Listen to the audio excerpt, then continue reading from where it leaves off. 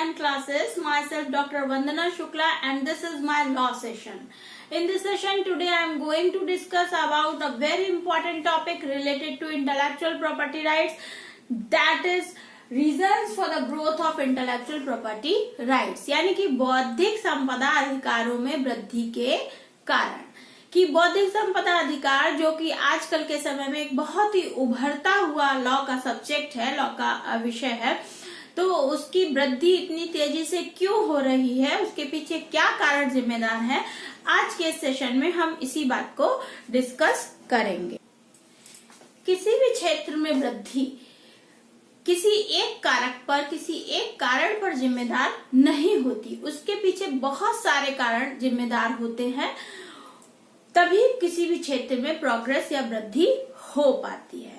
तो यही बात बौद्धिक संपदा अधिकारों के क्षेत्र में भी लागू होती है, क्योंकि किसी भी क्षेत्र में वृद्धि के लिए बहुत सारे मानवीय प्रयास, एक अच्छा एनवायरनमेंट, सोसाइटी, सुरक्षा, बहुत सारी चीजों की जरूरत होती है, तभी वो समाज प्रोग्रेस कर पाता है, वहां पर कुछ नई वृद्धि, कुछ नए आविष्कार, कुछ नया विकास हो पाता है।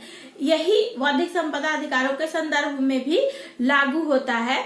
तो बहुत सारे कारण हैं जो बौद्धिक संपदा अधिकारों की वृद्धि के लिए जिम्मेदार हैं। उन्हीं में से कुछ इम्पोर्टेंट कारणों को हम आज यहाँ पर डिस्कस करेंगे, और वो कारण है important political reasons, commercial reasons, scientific and technological reasons. Means all the three reasons are very much responsible for the progress, for the development of intellectual property rights in the nowadays context. So first of all we take the point political reasons. Political reasons यानी कि राजनीतिक कारण। राजनीतिक कारण कैसे जिम्मेदार हैं बौद्धिक संपदा अधिकारों की वृद्धि के लिए। तो चलिए स्टार्ट करते हैं। राजनीतिक कारण, राजनीतिक कारणों की अगर हम बात करें तो कोई भी देश हो, चाहे वहां पर प्रेसिडेंशियल फॉर्म ऑफ गवर्नमेंट हो, चाहे वहां पर डेमोक्रेटिक फॉर्म ऑफ गवर्नमेंट हो, लेकिन सभी देश आजकल के समय में एक सोशल वेलफेयर के कॉन्सेप्ट को फॉलो करना चाहते हैं। मीन्स अपने देश में, अपने राज्य में वो कल्याणकारी राज्य की अवधारणा लाना चाहते हैं। अब कल्याणकारी राज्य या सोशल वेलफेयर स्टेट कैसे बनेगा? तो सोशल वेलफेयर स्टेट का कॉन्सेप्ट अगर समझना है तो हमें जानना होगा सोशल वेलफेयर है क्या। मीन्स टू से सोशल वेलफेयर का मतलब है कि आप समाज में वेलफेयर कर सके। समाज जो है आपका एक, उसको राज्य जो है समाज की, वहां के लोगों की सुरक्षा कर रहा है, उनका वेलफेयर कर रहा है, उनकी उन्नति के लिए काम कर रहा है, तभी वो देश सोशल वेलफेयर स्टेट के कॉन्सेप्ट को फॉलो करता हुआ माना जाएगा। तो सभी देश चाहते हैं कि उसके नागरिक, उसके लोग प्रोग्रेस करें, उन्नति करें, दिनों दिन विकास करें। तो ऐसे में ये एक बहुत बड़ा राजनीतिक कारण है। और सोशल वेलफेयर कब हो सकता है? जबकि समाज में लोगों को सुरक्षा प्राप्त हो। क्योंकि किसी भी समाज में अगर अराजकता व्याप्त है, किसी भी समाज में अगर सरकार के द्वारा वहां के लोगों को सुरक्षा नहीं दी जा रही है, भय व्याप्त है लोगों में, तो कोई भी समाज, वहां के लोग उन्नति या विकास नहीं कर सकते। तो ऐसे में सरकार के लिए बहुत जरूरी हो जाता है कि वो अपने नागरिकों को सुरक्षा दे, उनके विकास के बारे में सोचे। तो this is the concept of social welfare state. और सोशल वेलफेयर के कॉन्सेप्ट को सुनिश्चित करने के लिए, सोशल वेलफेयर के स्टेट के कॉन्सेप्ट को मजबूत बनाने के लिए, स्ट्रांग बनाने के लिए जरूरी है कि किसी भी क्षेत्र में महत्वपूर्ण बिंदुओं पर, महत्वपूर्ण पॉइंट्स पर विधायन का या लॉ का निर्माण करना। क्योंकि लॉ ही है जो सोसाइटी में लॉ एंड ऑर्डर को मेंटेन करता है, सोसाइटी में कानून व्यवस्था को दुरुस्त रखता है, कानून व्यवस्था के द्वारा लोगों को सुरक्षा दे सकता है।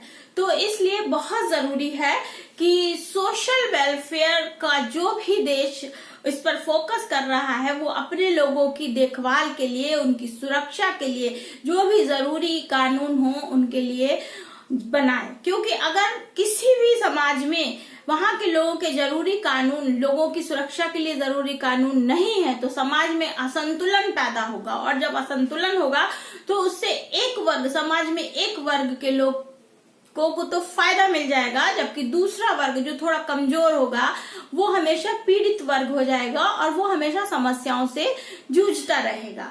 तो ऐसे में जब समाज में अव्यवस्था हो जाएगी तो समाज का विकास, देश का विकास संभव नहीं होगा। इसीलिए सोशल वेलफेयर स्टेट का कॉन्सेप्ट बहुत तेजी से, बहुत मजबूती से हर देश में इस समय प्रोग्रेस कर रहा है। सरकार अपने लोगों के लिए की सुरक्षा के लिए, उनके विकास के लिए दिनों दिन नए कानून बना रही है, और इसी परिप्रेक्ष्य में इंटेलेक्चुअल प्रॉपर्टी राइट्स भी आते हैं, क्योंकि देश के लोग, समाज के लोग जो भी नए आविष्कार कर रहे हैं, कुछ नया कर रहे हैं, कुछ नया डेवलपमेंट, कुछ नया इनोवेशन, कुछ नया इन्वेंशन, तो वो सभी चाहते हैं कि उनके उस प्रयास को सुरक्षा मिले, और सुरक्षा मिले तो उसके लिए लेजिस्लेशन का होना बहुत जरूरी है।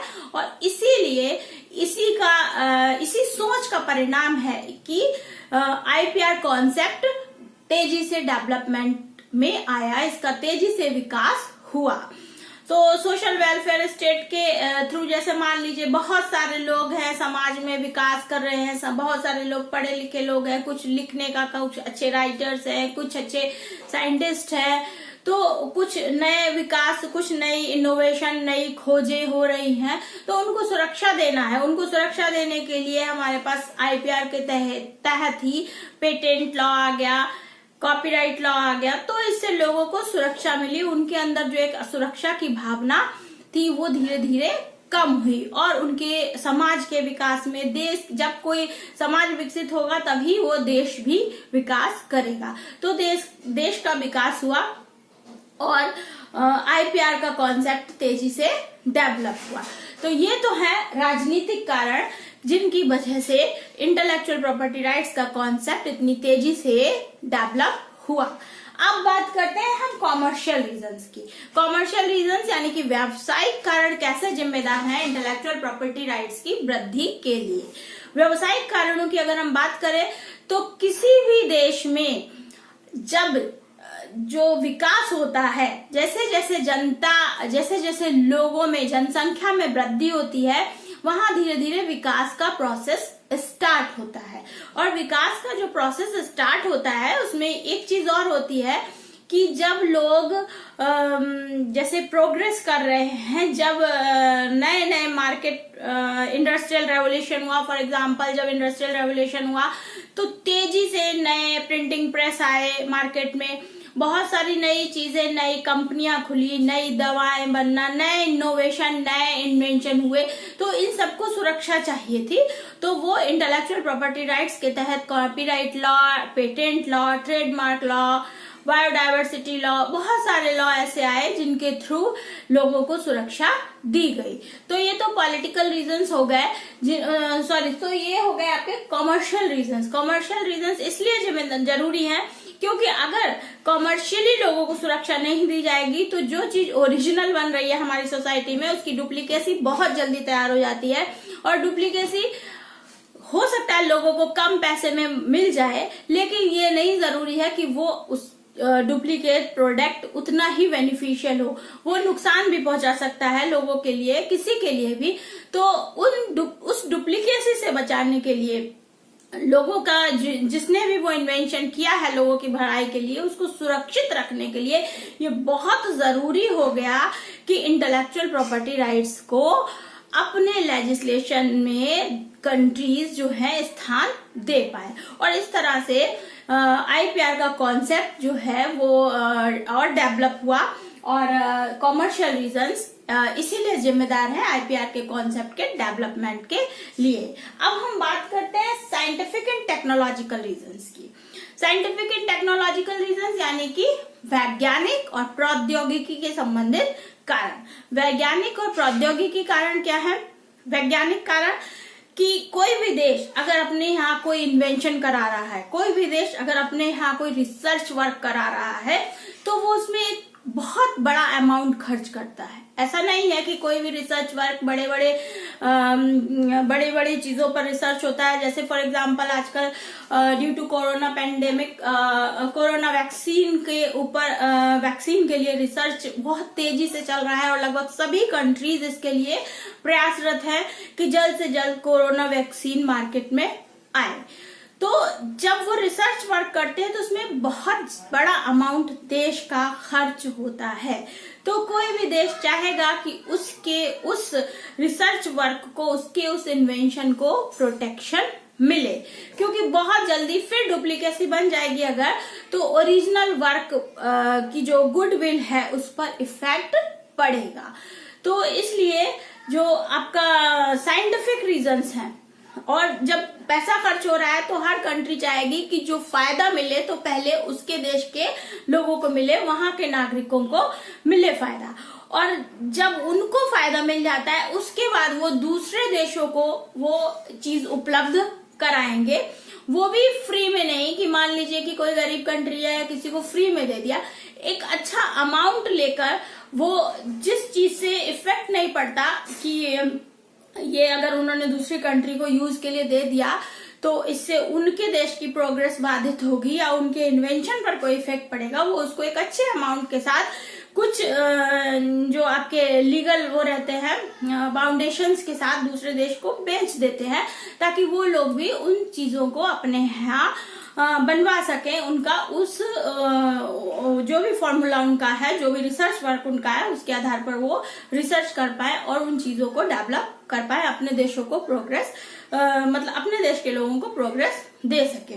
तो ये जो है आपके साइंटिफिक और टेक्नोलॉजिकल रीजंस भी बहुत हद तक जिम्मेदार हैं इंटेलेक्चुअल प्रॉपर्टी राइट्स की वृद्धि के लिए, क्योंकि अगर इंटेलेक्चुअल प्रॉपर्टी राइट्स अस्तित्व में ना होते तो कॉपीराइट जैसा लॉ या ट्रेडमार्क या पेटेंट, बायोडायवर्सिटी, बहुत सारे लॉज है, इनका अस्तित्व नहीं आ पाता। ये अस्तित्व में नहीं आते तो लोगों को चीजों को, इन कॉपीराइट के थ्रू राइटर्स को, पोएट्स को, लिटरेरी एक्टिविटी, लिटरेरी वर्क्स को, आर्टिस्टिक वर्क्स को प्रोटेक्शन मिला हुआ है वो नहीं मिलता, और जब लोग डरे रहते तो वो नए जो रिटन नए राइटिंग वर्क्स नहीं कर पाते, कुछ भी नया डेवलपमेंट समाज में नहीं हो पाता।